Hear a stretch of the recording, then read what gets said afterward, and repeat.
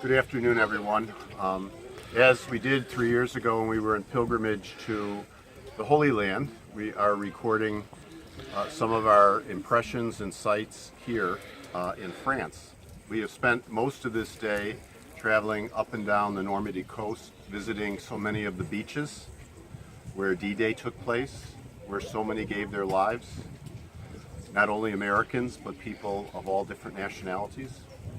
I'm standing at a point overlooking Omaha Beach, and it's also the point behind us of the American Cemetery, where about 9,000 American men and women are buried. Today is July 4th, and as we gathered, we were struck by the fact that the words of the Declaration of Independence begin with this phrase that all men are created equal. When you stand at this cemetery, you see the graves that all look alike. Each is an individual story. Each was a man or a woman with his or her own hopes and dreams. And yet before God, they gave their lives. And so in equality, they are buried here at this cemetery. As we continue on our pilgrimage, we'd ask the people back home to pray not only for the souls of those who give their lives to defend our country, but for all our men and women who currently are serving in our armed forces, especially those far away and those in harm's way. Thank you. We are at the Normandy American Cemetery and Memorial in France. It is located in Colleville-sur-Mer, on the site of the temporary American Saint-Laurent Cemetery, established by the United States First Army on June 8, 1944, as the first American cemetery on European soil. The cemetery site, at the north end of its half-mile access road, covers 172.5 acres and contains the graves of 9,387 of our military dead, most of whom lost their lives in the D-Day landing and ensuing operations. On the walls of the missing, in a semicircular garden on the east side of the memorial, are inscribed 1,557 names. Rosettes mark the names of those since recovered and identified.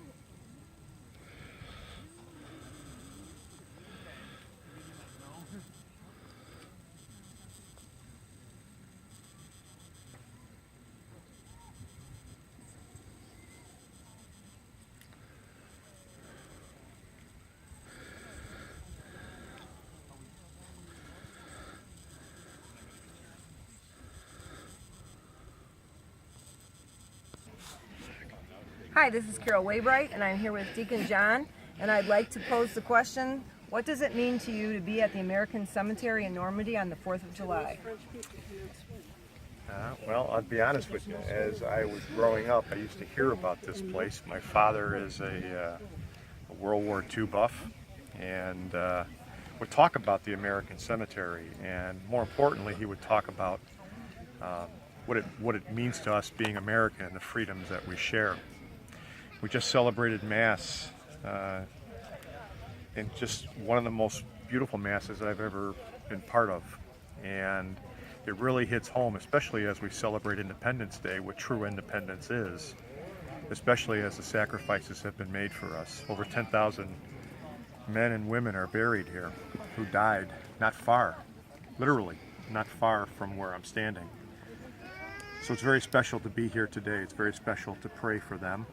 I ask you, as we go forward and celebrate this day, that you remember the freedoms that we all share because of the sacrifices so many have made for us. God bless.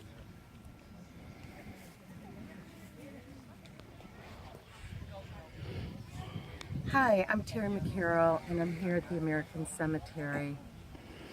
This is an incredible blessing for me. I wasn't born in the United States, and my father always said, be grateful for what God has given us with this country.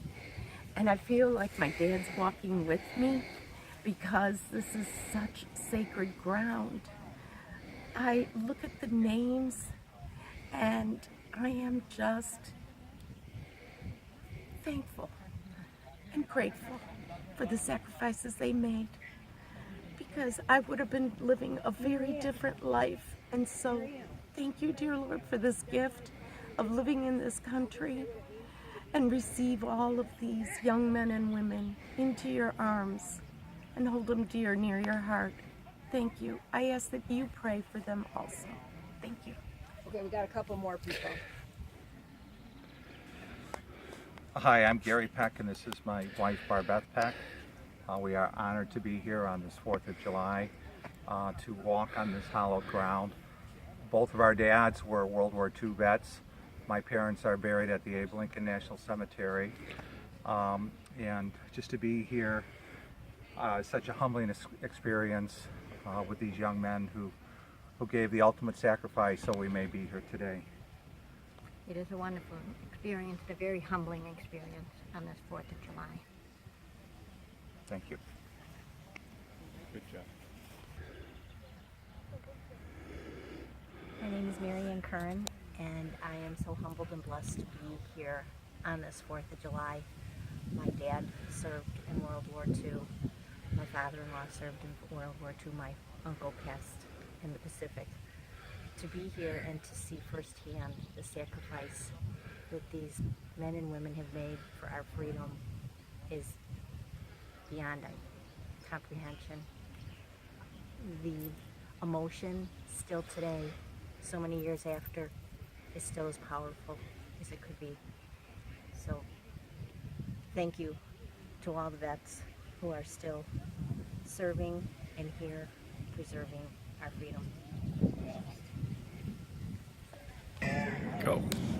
The memorial consists of a semicircular colonnade with a loggia at each end containing large maps and narratives of the military operations. At the center is the bronze statue, Spirit of American Youth Rising from the Waves. An orientation table overlooking the beach depicts the landings in Normandy. Facing west in the memorial, one sees the reflecting pool. Beyond is the burial area with a circular chapel, and at the far end, granite statues representing the United States and France.